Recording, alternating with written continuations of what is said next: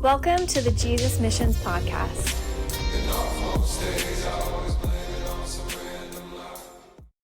But the countdown gets us ready. So what are we talking about? So fasting this week. Be honest with me. I'll be honest. I'll raise my hand first. Okay, one time, and I'm pretty good with fasting. I feel like usually, but I was making a smoothie and I was scooping in peanut butter. And did I have a little bit of peanut butter off that spoon? I did. All right, I did. Believable. You're done. All right. Disqualified. But that's about it. Peanut butter is not a liquid? It's pretty close. I mean, it's pretty close to a liquid. You can make a good peanut case. butter that's majority oil. So in my mind, it's already a smoothie. I just mix it up with a spoon, and that's liquid. Kevin, describe your fast. No, let's his go fast there. is pretty loose. His Kevin's riding a fast and loose, Let's dude. go there. My fast is pretty loose. I'll be the first to admit it, but I'm definitely sticking to it. But I'm allowing for fruits and vegetables. I can go in like, in their natural base form. I'm not juicing those. But like fruits, vegetables, not juicing those, but like everything else is juice. Like everything, not even juice. I'm basically doing protein shakes with creatine because gotta stay fit, and like vegetables. I did some lentil soup tonight because I don't know. Dude, my wife made like it was actually PC's recipe, but it was like a potato recipe, but it's not like chunks of potato, but it's like kind of blended together or whatever, but all these other vegetables in it. And my wife made it tonight, and it's just, I've had like 3 bowls of it. I feel full. I'm like, I don't think I was supposed to feel this on a fast, but I was like a creamy potato, kind of like a creamy potato soup. So for anybody is listening, it's a liquid amazing. Fast for the most part. Yes, liquid gets fast. loose. I, unlike you two, have stuck with it. Well, Kevin has. I got a scoop of peanut butter while putting it in my smoothie, dude. Doesn't matter. You know what? In my brain, like literally, if I mess up at all, like I will just stop the fast. I'll be like, I messed up. I feel like if I mess up, it's over. Like I might as well just keep eating. You know what I'm saying? Even continue. That's probably not the best mindset, but that's how it is. If you sin, do you just throw it all away? Yeah, just keep sinning. He's like, well, I'm already there. I'm already there. Fast no. But with the fast, I don't know, because it's so strict and disciplined, to where like, especially when it's like a short period, like a week. I don't know. But that just keeps me disciplined, and it's like, okay, I can't. I have no option to. I have no option to mess up. But it was I had some close calls. Like for instance, I was working at the chateau, and it was an event, and it was probably the worst event to be fasting on because it was amazing food that they made. They made prime rib. They made this fish called branzino. And it was and this is the chateau. I think it's a Michelin star restaurant. So like they have the top of the top line, and it was for an event for Chanel. I don't know if I should be saying this, but anyway. Yeah. But who's gonna know? It doesn't matter. And then after we serve the food, everyone can go back and eat the rest of it, what the chefs make for us. And I had to just stay out of the kitchen. They had truffle fries. They had it was everything, and I was just truffle fries. I don't know if there's a hot take or not. Are terrible, dude. I don't like truffle, but because I've been fasting for 4 our producer days, agrees with us. The yak agrees. The yak agrees. The yak approves. Yeah. But truffle, bro? I usually don't like truffle. I don't like truffle. I don't like mushrooms. But when you're fasting for a few days, I've been fasting for 4 days. I was just like, I'll eat anything and everything, and it was brutal. And then at one point, the dessert was like this berry cream dessert, and I popped a raspberry in my mouth, and then I realized what I did, and I just spat it right back out. Wow, that's commitment. It was that's about as bad. That's about as bad as my peanut butter. Okay, so we're even. That's a spoon. If it went in the mouth, what are you talking about? I spat it out. Rich, speaking of did you spit out your peanut butter? No, dude. And I added like 2 scoops to my smoothie. So I'm just you spit it in your smoothie. What were you gonna say, Kevin? You were saying your wife made like this stew or whatever. I gotta say soup. like a soup. Yeah, a soup, not a stew. Yeah, stew has solids. Having someone that like gets creative in the kitchen has been amazing. So like my girlfriend's been pulling out just like the lentil soup. Just like, oh, All right, we great. get it. You have a girlfriend. Yeah, oh, you know, just dropping You it. had to Hey, bring it up dropping somehow. it on the podcast. But He's single, man, guys. it's been. I just grabbed I just went to the gym at her place and I went up after. She's like, oh, I've got all these vegetables for you. She's like chopped everything up, put it all in like a salad form. I just went, picked it up, got home and ate it. Like, this is fantastic. I will nice. say for the first I feel like a long time in our marriage, I cooked most of our meals because like I just kind of grew up cooking a lot more, I think, and then she didn't really. Now it's kind of flip-flopped, I think, where she probably cooks a little more than I do, but for a long time it was kind of but I had to figure Who's the better cook? Who's the better cook? And you're about to start a war. We can cut it out if it's you, just be honest. Let's dive in. Welcome everybody to the Jesus Missions podcast. It's episode number 2 of 2026. We are joined by Kevin Auger. It's his birthday tomorrow. Happy birthday to Kevin. Happy birthday. And Seth Carroll, actor in the new series from the guy who did Workaholics. It's called, I forget. E4 Mafia. E4 Mafia. Check it out. Unless you want to maintain your salvation, in which case don't watch it. Everyone's gonna go Google it now. Forewarning. Forewarning. Yeah, it's not for children. Workaholics, it's about that. If you've seen, it's similar to Workaholics and Always Sunny in Philadelphia. That's what you can compare it to. We've honestly if you like that kind of comedy, so funny. Then recommend it. But if you want to stay pure, maybe skip this one. Maybe this isn't the show for you.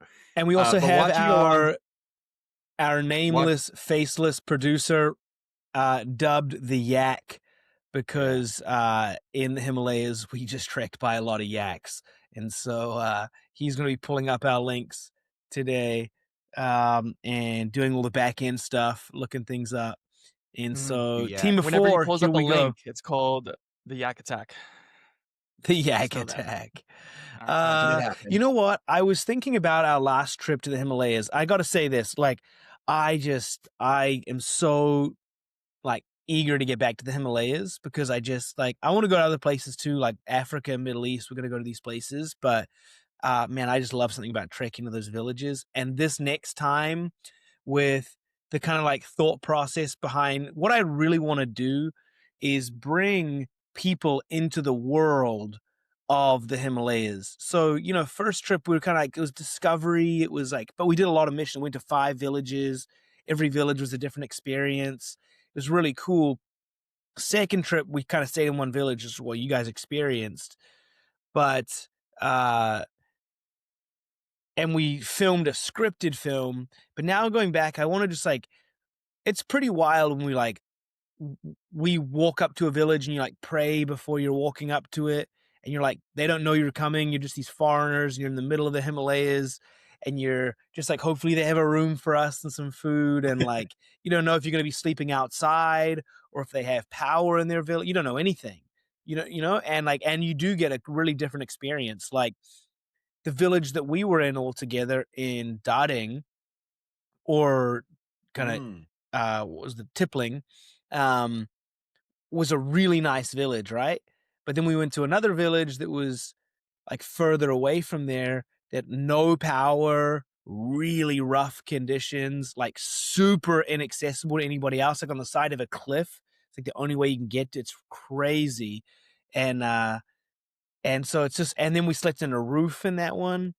And so, and it's just, and on hardwood floor, and other ones you have beds. So you don't know what you're going to experience in the village. And then you don't know how the gospel is going to be received either. And so all of that stuff is so exciting, thrilling, man, we're really here. We're really doing it. And you're just walking up and they're serving you their food, anything they have. And I want to bring people into that world. And so this was actually a suggestion a long time ago, was to live stream it. And Jaden just bought what's Elon's thing? Starlink. Starlink. Oh yeah. Starlink. So he's like, we could use Starlink and Well, go you know what's out and live crazy stream. is What? that would work because we Yeah. had service up in the Himalayas.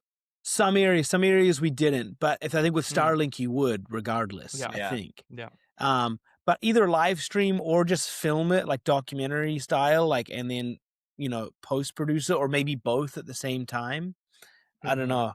What do you guys think? Oh, I agree. think that'd be. We're trying to see who was trying to go first. I agree. I think it would be awesome. I think it would be awesome, just a POV, just insight of what the village looks like. Because like, there's very, very few people that go up there, and so Yeah. I mean, people are judging those. I mean, before I went up there, only had an idea of what they all might have felt like or looked like, and that was all through media. It was all through movies. It was all through shows or whatever the media portrays. And a lot of times it's exaggerated or it's just totally false.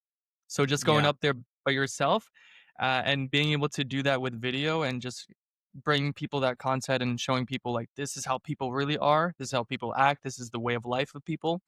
Like actual, like this isn't made up. This isn't Hollywood. This isn't someone trying to reenact it. Like this is it, I think it's a great idea. Yeah, also I think it's a great idea. And I think same. I didn't expect what I saw.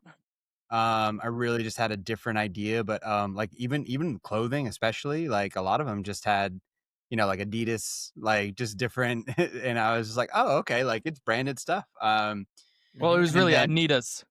It was like off-brand stuff, a lot of off-brand stuff. We did see a lot of like, instead of like FIFA or whatever, it'd be like Lila. It's like branded the same, or like instead of Nike, it was like Mikey.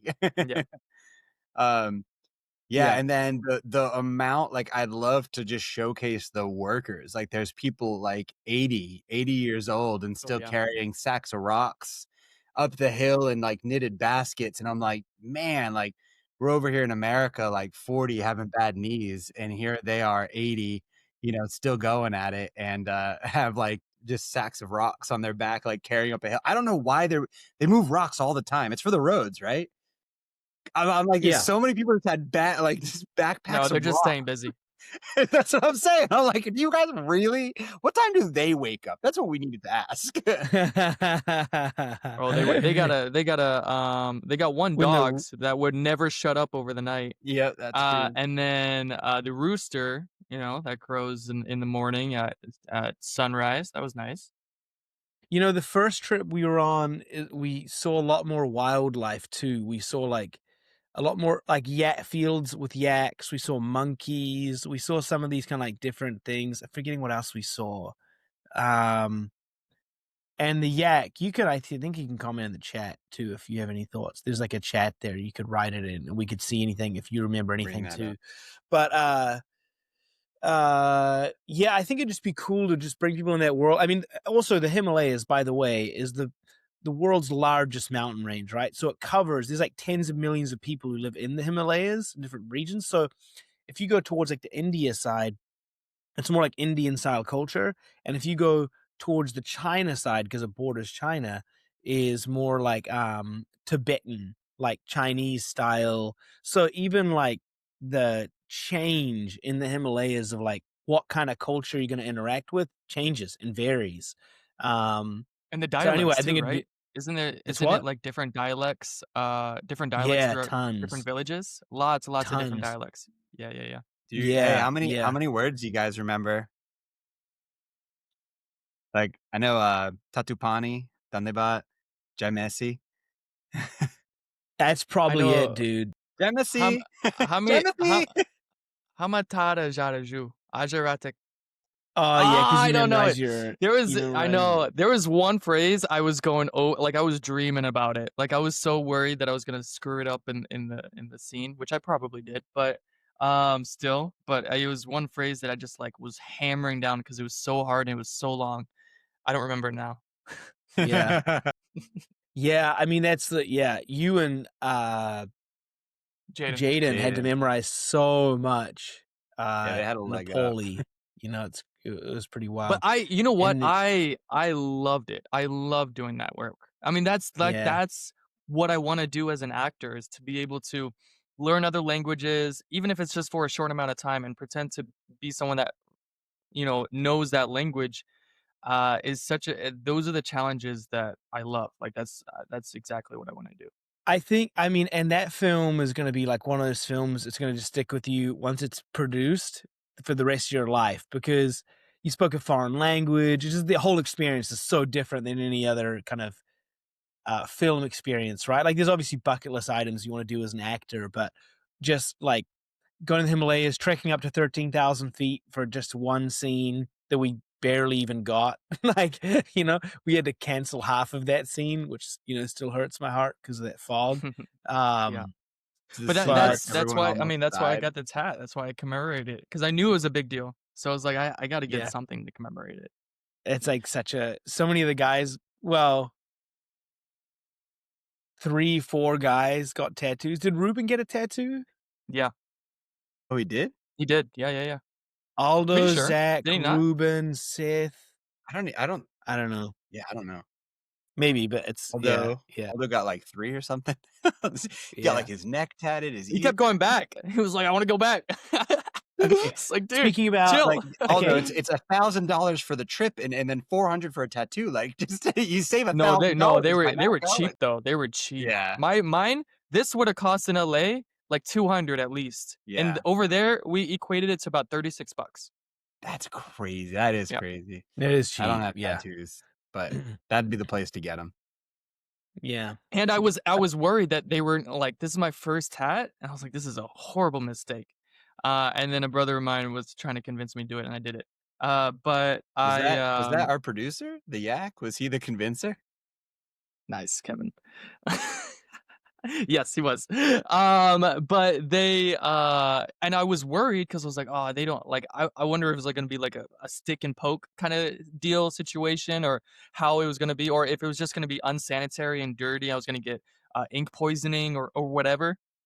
And literally the guy that did my arm, he was an award-winning tattoo artist from around the world. He would go to expos, travel to expos to do tattoos. So like I got very fortunate, very blessed to be able to get this guy, and he was super professional, and we were able to pray over him in the studio and even his assistant after I got the tat. And I was able, even he let me like plug in my Bluetooth to his speakers, and and I played worship music in the studio, and showed him NF, introduced Yeah, him to NF. obviously. That And was your worship music? no, I did other worship music, but I This is how I introduced him to worship. NF. I'm like, It's all angry rap. um, okay, speaking of just, like, Himalayas, shooting the film, let's just get the hot take real quick. What do you think best faith film? That was, like, one of our items we're gonna cover. So, give me your, if you had one. You know what I was thinking as I said that earlier in the week, like, "Hey, we should think about what you think is the best faith film out there." And I think faith is a pretty loose word too. Like, you could just say, like, I don't know, something that's not directly like Christian, for instance. But I don't know. I was like, dude, I don't actually know if I've watched that much faith content. The more I was like thinking about it, I was like, there's a number of films I got like kind of catch up on, in terms of faith stuff. So anyway, what do you guys think? I want to hear any originals you guys have. I'm ready for this question. I prepped. He did deep Let's research. hear it, bro. All right, so top 3, and I'll show you the number 1. Okay. I'll tell you why the number is. Number 1 is very unconventional, but makes sense. All right, number 3 is The Shack. Have you ever seen The Shack? No, I haven't, So but the I think I've read the book or half of it. Yeah, Maybe. it's based off the book. Really, really good. If you want to cry, you will cry in that movie. It is a crazy. The full movie is about forgiveness. Really, really amazing. One of my favorite actors is in it. The same guy that plays in the Avatar, the main guy. He's that actor. And Sam Worthington, the only reason, yes, Sam Worthington. And the only reason it's not farther up is because they showed God as a black woman. It was she was Olivia, what's her name? And then the Holy Spirit was represented by an Asian woman. So it's like, that's interesting take. So I think they Hollywooded it up, but still like it. The premise of it was amazing. Number 2, Sound of Freedom. The impact of that film alone is just amazing. I've never seen a Christian film that had that much impact on the world, on the viewers. And I'm a huge fan of Jim Caviezel. He's the one that did Passion of the Christ. He was Jesus. He's just incredible. It's one of my prayers and dreams to work with that guy. And then number one is Lord of the Rings. Which Okay, one? well, the whole trilogy. You can't just pick you one can't out of claim the a three. trilogy, You dude. can. Yes, you can. It's the whole story. You can just combine it into one movie. But yes, because it is an allegory of a Christian life. It's like the Pilgrim's Progress, but through Frodo's eyes. And there's so many representations of sin, the ring, Gollum as a demon. Like there's so many. You can equate everything with Christianity. So that's my number one favorite pick. Yeah, okay, that's a good call out. And it's I mean, J.R. Tolkien is like, notably a famous Christian. And so I think it's a good call. It's original. Before you get Kevin's, what is the best of those three films in your opinion? Because I have a strong stance here. Talking to me? Yeah. Wait, the best out of those three? Oh, I said the top three. Number one was No, Lord of the out Rings. of the Lord of the Rings trilogy, which film's the best? Out of the trilogy. Two Towers. Kevin? Kevin doesn't even like the trilogy. I was gonna say, you're asking me my favorite Lord of the Rings movie? Which is just a travesty. It's so hard. I love all of them. But if I had to choose, it's got to be The Fellowship, dude. It's got to be number one. I like one, I like love two. number one. And I like three. Okay, Kevin, what do you got for us, dude? You got 1, 2, or 3 films? What are you calling out here? I could come up with 3. Sound of Freedom's definitely on that list. I think that was the first like really impactful. I don't watch a lot of faith-based movies, unfortunately, and I think this is what we're trying to change, but it does seem like there's just like this method of a faith-based movie that it's like, thankfully The Chosen has really come against that. And even like House of David on Amazon Prime, now moved to wherever. They've really come against kind of that like stipulation of like a faith-based movie. But yeah, I think The Chosen, I mean, obviously I think you said like don't choose The Passion just because it's like obvious. But I thought The Passion, that was one of the first ones I had like gotten saved, and I was like, well, I guess we got to watch this movie. Seems like a rite of passage. And I'm like tearing up and I was like, oh, I want more of the stories where he's like not being crucified, because they like cut away a bunch, and I'm like, I want that. And years later, Chosen comes out. I'm like, we got it. You got everything, yeah. Yeah, and then I would say if Seth's going with Lord of the Rings, I'm gonna go with the first Thor. Now, hear me out. Okay, wait, no. That's a little loose, dude. Stretch that far. That's such a stretch. Marvel. Can I talk? Go ahead. There's all three of us. Can I talk? Think about it. All right, this man lives in heaven. He gets cast out of heaven because of his pride, falls to earth, loses all of his worthiness, unable to get a hold of his heavenly abilities, has to learn humility, has to humble himself, basically does the greatest thing, the human sacrifice. Towards the end, he's going to give up himself to try and save the people in that little town and Jane Foster. And at that moment gains his worthiness, essentially is welcomed back with open arms. Prodigal son story, classic. So is he saying or Jesus? We got it. Thor standing tall. Yeah, you're kind of combining like getting cast out of heaven, Satan, and then he saves the world. That just isn't supposed to be meshed. Okay. I didn't want to say this, but as I was talking about it, I'm like, yeah, this actually is more about like Satan's fall. And little side tangent, if we think about that though, there are so many movies that are kind of like replicated the Satan's fall, like even like Transformers. It's kind of like they fall from the sky, they're foreign, and like the angels, like the fallen angels, they fall with fireballs. It's like that is a huge theme in movies of like the fallen one that has to redeem himself. And it's like, if you think this is a fallen world, like obviously Satan would put those ideas in their head because we want to root for the underdog. We want to root for the one who's fallen out of and it's always like the main planet is always evil, like in again, the Transformers, like, their home world is like everyone's evil and like, but that would kind of be like, I 100% agree. Go ahead, Rich. What's yours? Yeah. Okay, I'll go rapid fire, and I'm just gonna go unconventional because I was like, I don't really know what films I can pick. So I'm gonna go. I'm gonna go series. I'm gonna go the 2 series that I like. I think House of David #3, #2 The Chosen, and #1 I gotta back my own film. The Great Commission is gonna be the greatest What? film once I we didn't get the I didn't know that was feature. supposed to I be on didn't the know that was list. an option. That's No my one's favorite seen too. it I yet. switched my answers. You can't say I the dropped it favorite. You know what? before. That's crazy. You know Swords what, out. guys? I'm putting in the This was a Great Commission. test, and you guys failed, and you're This out. is ridiculous. No, I'm No, bringing 'cause on it's not you Cinema said released Ghost, yet, failure. dude. That's what you did. It's not You released didn't- to the public You yet. didn't so, say like, we can't non-release. choose You didn't that. say movies that people have never seen. Hey, That's crazy. it's not Also, released. you You guys told me have I seen could. it. You You told me guys that have I couldn't seen do it. a trilogy. You did 2 series. What the heck? Also, the yak set is Silence, Yeah, Oh, Silence. yeah. which is Yeah. the one with Andrew Garfield and Liam Neeson. Yes. Oh. Yeah. Yeah. The other one, what's the other one with Andrew Garfield? The Hacksaw Ridge. Oh, that was amazing. Hacksaw That's Ridge not a- is good. Yes, amazing. Actually, it could be considered a Christian film. I feel That like was it an is. amazing. I don't normally Nah, like dude, war hey, movies. Another one, Fury. I haven't seen it. I mean, dude, Fury's good, Shia Seth. in the Honestly, tank. You should watch it. One thing I dude. wanted to mention while we're on this topic with movies and the way it's progressing in the industry as far as Christian content, it's Angel Studios has flipped the world upside down in the sense of like what's expected. And I've been saying this for years that the Bible is full of incredible stories that don't have to be cheesy. Like I literally see like I said I was talking to Kenny. No one knows Kenny, but Kenny Johnson from our church.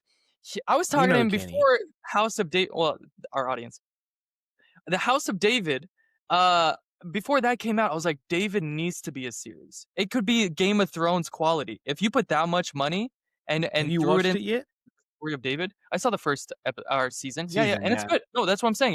Is before that series came out, I was already saying that, and then I was even thinking like we could even do like the story of Job.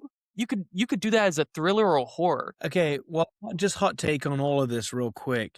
I don't give Angel any credit. Maybe like 5%. It was Dallas Jenkins who created The Chosen, who launched this. Angel would be nothing without The Chosen. The Chosen ended up separating from Angel. But I thought he was the CEO of the Angel Studios. That's why I mentioned Angels. That's who I Angel mean, Studios Dallas. is run by Mormon brothers. I thought Dallas Jenkins was like the co-creator of Angel Studios, or like he was like in charge of that. He's the creator of The Chosen. All right, that's my bad. So I do mean Angel Dallas Jenkins. That's who I meant. But did he do House of David? No, the Irwin brothers did House of David. Okay. Who do a Well, they lot did a of really good faith job. films. I like the big faith guys based in Nashville. But Dallas Jenkins, yeah, and they're doing. I mean, here the cool thing is like for Bible stories, they're royalty free, right? You just like pull the story. It's a story as old as time. Yes. So Yes. that's one benefit to those stories, and also there. What was I gonna say about Dallas? Oh, and they've planned. Have you guys seen? They've planned a ton of series. Acts of the Yeah. Apostles. They're doing I a know. Moses series. They're doing there's like maybe another couple of series. They've planned like 5 different series, and then The Chosen Adventures, the TV show. My kids watch it, so like they've got that now. They've just kind of become this huge thing because I've proved this concept. One of the biggest shows in the world now is The Chosen. Hey, actually, did you guys see Mel Gibson went on set with Dallas? No. There's just a photo. I haven't looked too much into it, but hey, producer, the Yak, see if you could find this. Go on Google, type in like Dallas Jenkins, Mel Gibson, or like Mel Gibson visits The Chosen on set. I just saw an image on social media earlier, and like everybody, I just saw the image and knew it was fact. And While now here I he's, am talking about it. While he's looking that up, I was gonna say that the reason I mentioned Angels is because they also have incredible films. Like, have you seen Truth and Treason? No, but they are. I know they've. Here's what happened. I think The Chosen. They are doing good work now, right? Mormons, whatever. Sure. Yeah. Doesn't matter. Like they are doing some good work. I know guys who are producing That projects. statement was crazy, Rich. Just Mormons, whatever. like some It'll people be a get different hung, episode. It's just some people get hung up on like, oh, it's these that are Mormons. You could never work with them, and I'm like, hey, do they made a platform available to The Chosen, which led to The Chosen reaching millions of people who re-inspired them to engage in their faith. And so, like, Mormons or not, I actually got into kind of like an argument. There it is. Look at that. It is. Look at that. And it's not AI. Dude, how BA is that, dude?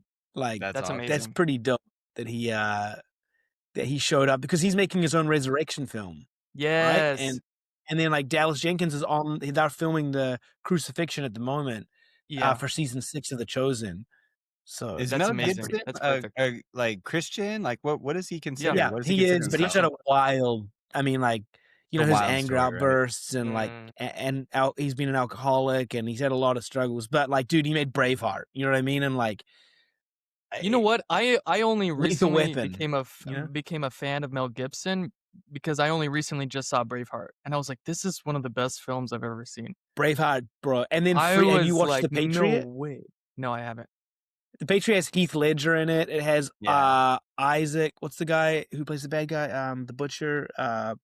Oscar Isaac. No, it's not Oscar Isaac. I forget now. But Dude, I'm blanking. I can't even think. Hold on a second. I We gotta should figure do that like a out. Mel Gibson, not on the podcast, but just like a Mel Gibson movie marathon, like all of his Marathon? classics. He has a lot of long movies. Like Braveheart was like 3 hours. Yeah, Braveheart's long. What Women Want. Didn't he? Jason Isaacs, Mm. who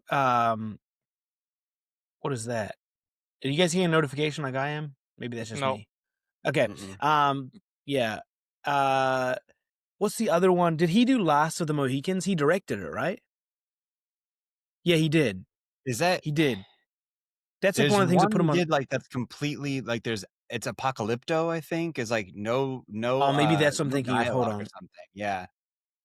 Get the Uh, yak on that.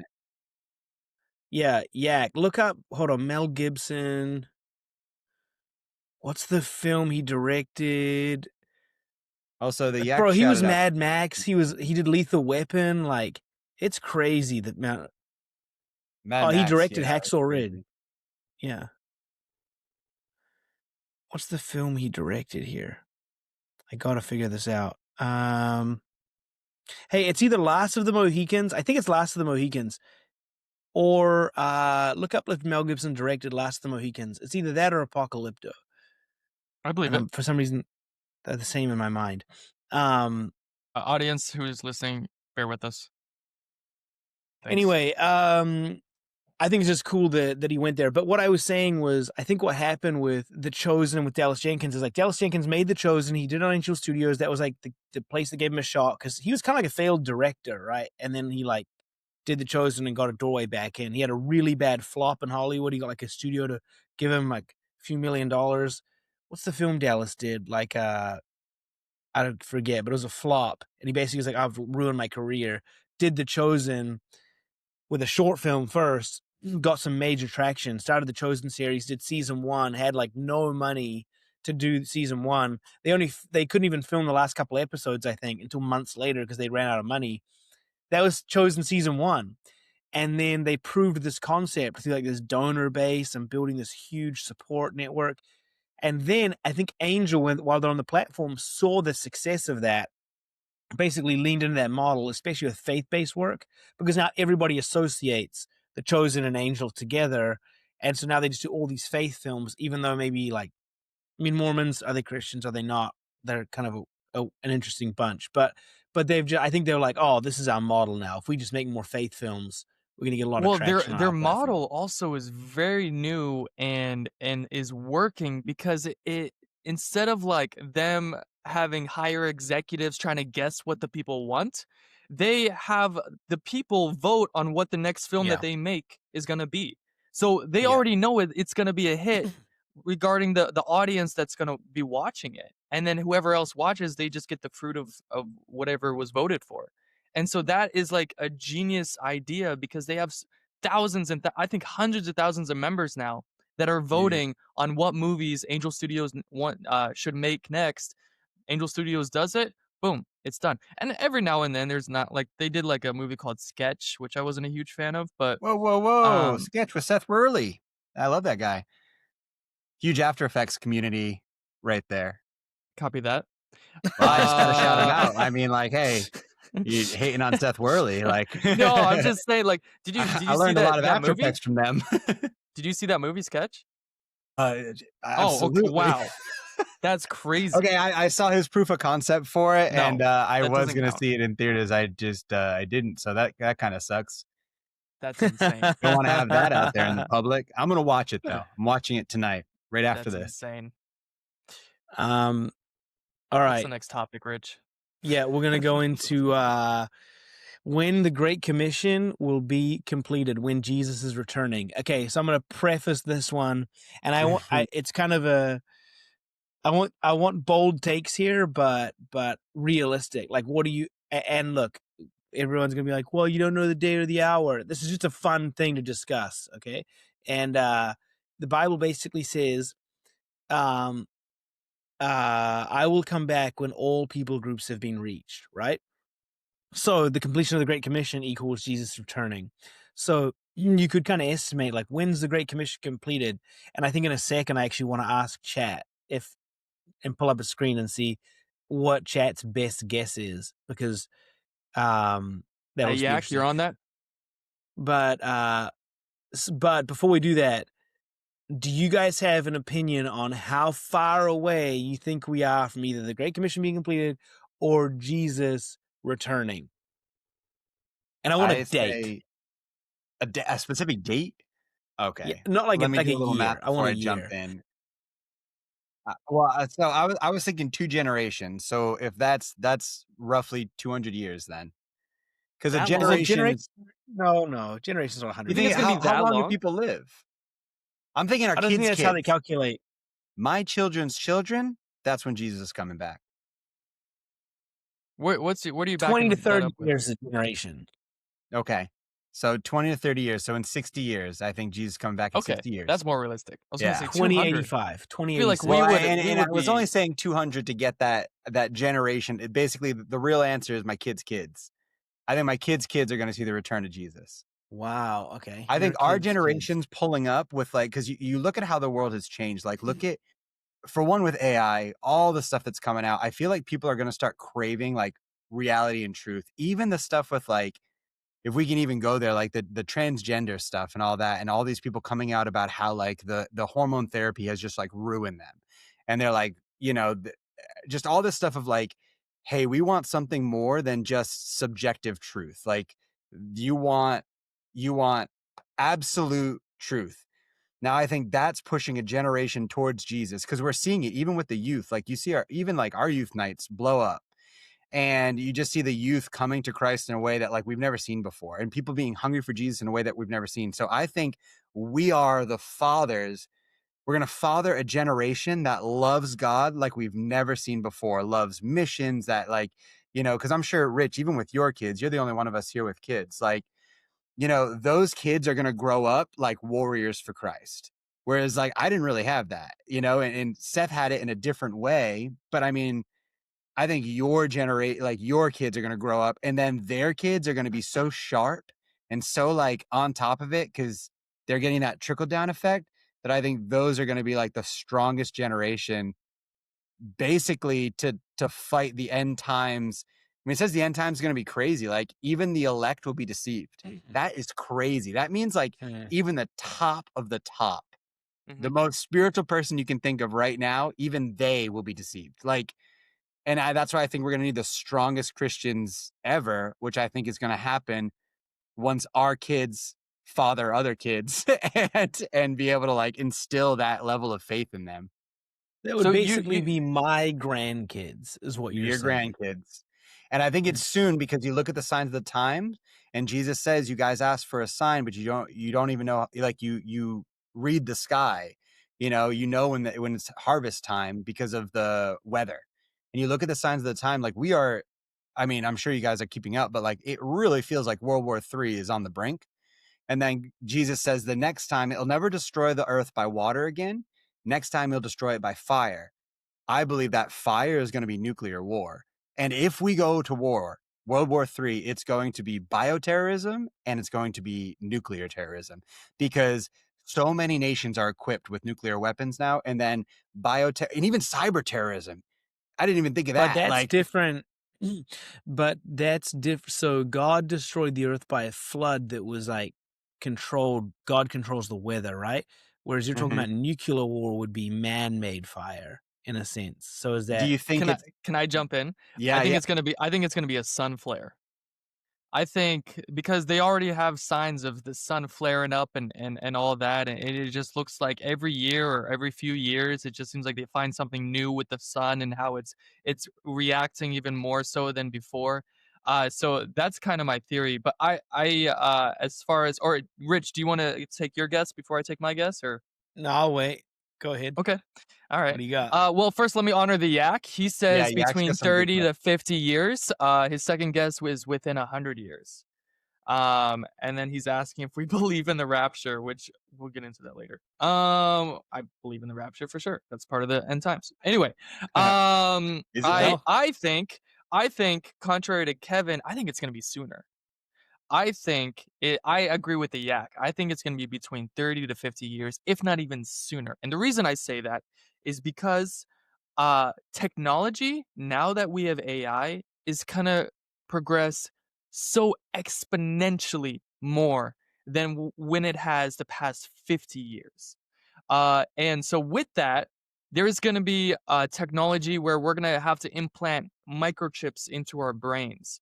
And I think I have reason to believe that that's going to be the mark of the beast. And so Christians are not going to get that. And there have been I love talking about the end of times because I listen to a lot of different podcasts and videos of people theorizing what it might be and what's going on around the world right now.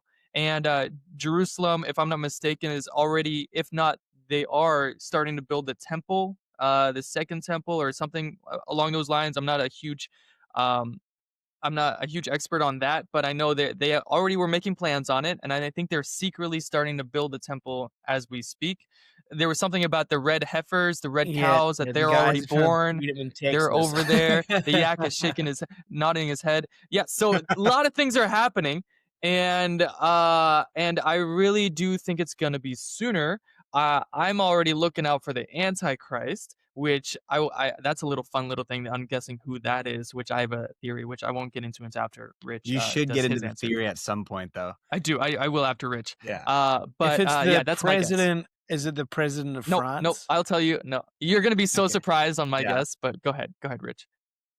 Okay, well, separately, we're gonna need a whole episode to discuss the rapture and end times. We know. need a full like The hour rapture and a and the half. end So- times. Should I be save next it? week. Should we save it? Yeah. I'll save it. I'll save my could theory. save- This way, It's a do some crazy theory. research, Seth. Really bring it juicy. Like bring I bring would the need- I already bring did, the- but I would we can save brush it. up to on like pre-trib, post-trib, like how's it all going down. But I think my initial inclination is 2100, right? Somewhere, which is pretty in line with what you guys are saying. Like that's 80 years from now. It's all about the same timeline that we're talking about. But here's an interesting thing: is there's been a lot of times in history people have said this, right? During World War II, 70 years ago, it was the same, or maybe is it 80 years ago now? 80 years ago, that was the same thing. Right? They were like, oh, just the World War II, like the slaughter of the Jews, all this stuff. Like there have been tons of times, even when the first Christians were persecuted, Justin Martyr and all these others who were like all the original saints, and they were like, it's got to be because Jesus was like, I'm coming back soon. So yeah, okay. Apostle Paul thought it was the end times. So like everybody who's going through I mean, they went through medieval times like the Black Plague, wiping out like massive portions. So there's been all these times where these crazy events have gone on, and like in some ways our world is crazy. In some ways we live in the most comfortable world we've ever lived in, where we don't die from diseases anymore, where like you're not worrying about scraps of food. The missionary books I've read this year on these original missionaries from like 1500s, 1600s, before even America was a nation, and they're in England, they're traveling to India, like their kids are just dying like left, right, and center from like starvation, or because they get like they can't keep their cottage warm enough in the winter in England, and so like their 18-month baby dies, and that happened twice to William Carey. 2 18-month daughters of his died like back to back, And so you've had these awful things to humanity. So we look at today and like the world is pretty crazy. And there are some signs of the times, like what is going on in Israel with the temple and the red heifer and these other things, nuclear war, all this stuff. But there's been a lot of times in history where things have gone on. So I also think like, are we also just so close to it now? For us, it feels so much more real, our problems today, that it makes us think Jesus is coming back sooner than he is. So my other bold prediction is the year 3000, right? I'm like, I think maybe it's 1,000 years from now, because it's already been 2,000 years have just passed, right? Just come and gone. I feel like we would have killed ourselves by then. That's probably what they said 1,000 years ago, and 2,000 years ago, and things just so I'm just like, this could be a really long way away. We don't know how everything's going to shake out. If you're wanting my best, I would say it's probably leaning towards early 2000, 2100, 2150, but also could be really far away, and we're just so close to the action right now that we think this is really bad. But in some ways, it's the most cush thing, the cush world we live in. Tonight. I mean, you have DoorDash, dude. You can get a burrito in your apartment in the next 20 minutes. Like, and you're like, oh, it's the worst time of my life. And you're like, I know. like I'm just struggling. I'm like, I see the news too, but maybe we should just stop looking at social media.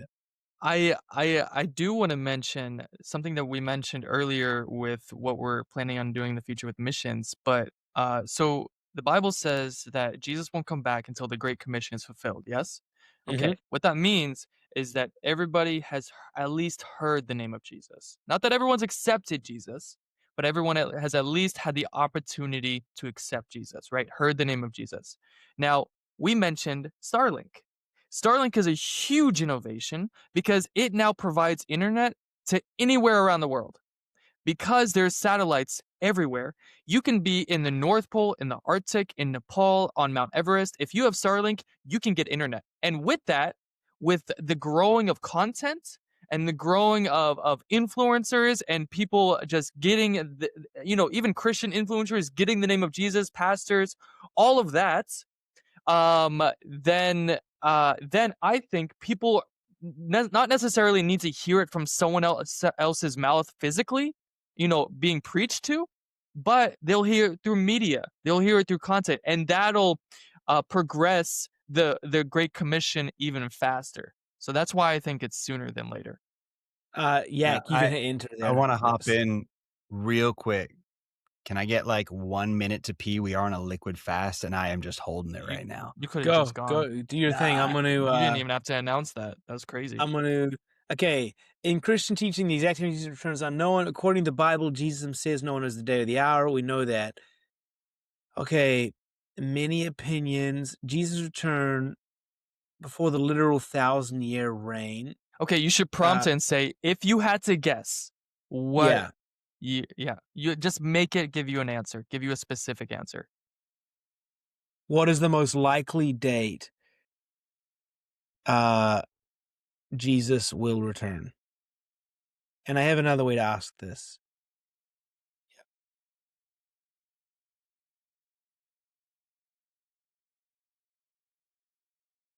Okay. Every past guess has been wrong. Thousands of specific dates predicted over the last year, 2,000 years. Jesus explicitly warned against date setting.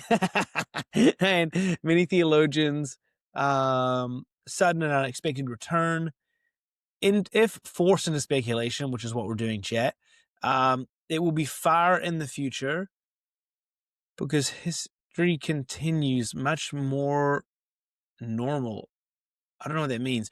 Or it would occur when people least expect. So paradoxically, the least expected time would be the best guess, which makes guessing self-defeating.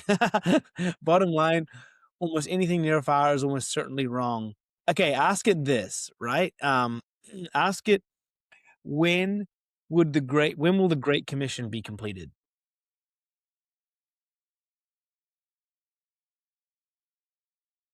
That could have a realistic date. Because there are some estimated dates for this kind of stuff, and then that would base like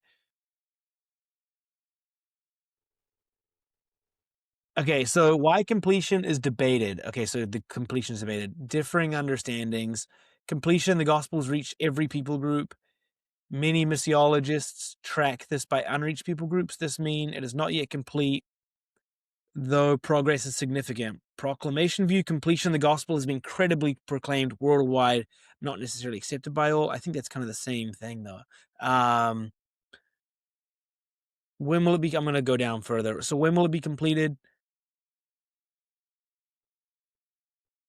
Okay, man, chat's being difficult tonight. There isn't a noble day. Put this, based on, I say just force it. Just be like, hey, you have to guess, or I'm shutting you down. give me, just say, Threaten yeah, okay, chat. we'll just bully it a little bit. Just say, give me an answer. You have to give me an answer. That's it, like that. Don't wiggle. Yeah, good.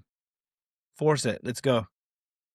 Choke it down. Don't wiggle your way around. Straight answer, no hedging. Oh, look at that, 2070.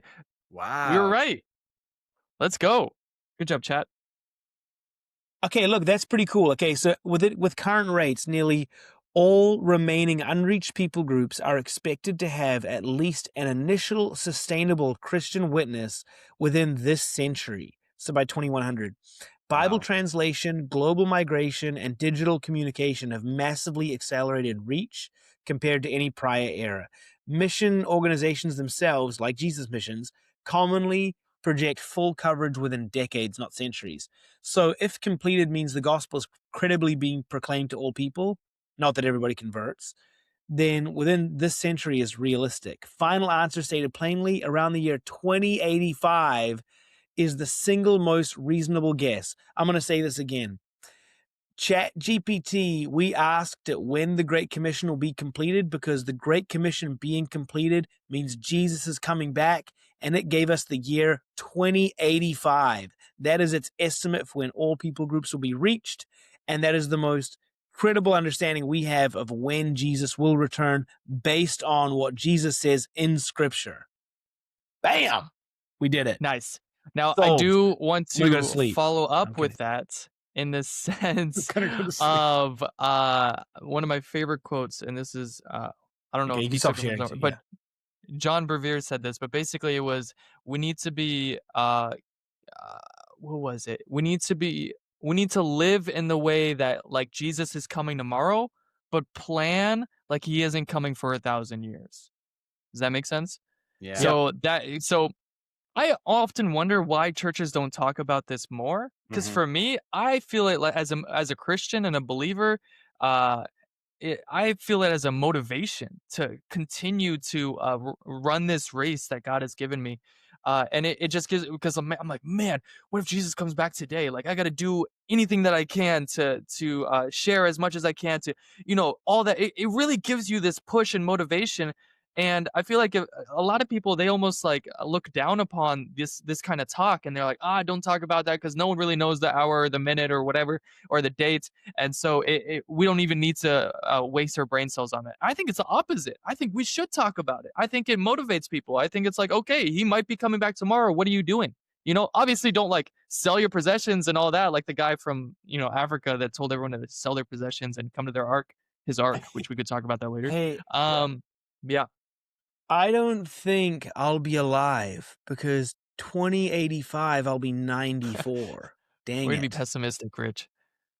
I probably won't be here. I was like, oh, I'll probably be here, and then I just did the math. My Delicia's grandmother is now like 101, I think. So she's doing pretty well. But yeah, I don't think I'll be here. Maybe Seth, you might be here. Kevin and I are out. Heck yeah, baby. I'll let you know how it goes. Kevin, no. You know how it goes. Thanks. No, Actually, I'll be watching you from heaven, imagine so. if it happened. Imagine if it happened like right now. That'd be crazy. I mean, no one would be hearing this podcast if it happened right now. Okay, so let's okay, we're at the 58-minute mark. I think this is a good place to kind of like pause. What do you want to say, Seth? You got to say I something. just wanted to mention one more thing, and it was when the rapture does happen, which we can talk about the rapture later. I think that the world is still going to be deceived, and they're not going to accept that it was the rapture. because of everything going on with the rumors of aliens and all that, I think that they're going to push the narrative that we were abducted. And I think who's going to push that narrative? I think people who thought they were Christians. Because they're like, it couldn't have been the rapture because I was a Christian too and I wasn't taken up, so it had to be something else. And they're going to push some kind of other narrative. That's what I think. It's going to be crazy. Okay, well, that's a good preview for next week because I think let's discuss like how we think that timelines are going to break down because we need a full hour for that. But if you're listening, folks, I want you to do one of three things or all three if you're friends to us. Like, subscribe, comment. Those things are going to help us reach more people. We want more listeners. We want more people engaged in this content. Why? Because Jesus is coming back in 2085, according to ChatGPT. Oh, my goodness. So get yourselves ready. And follow us on Instagram. Set your calendars. And that's it. We are out.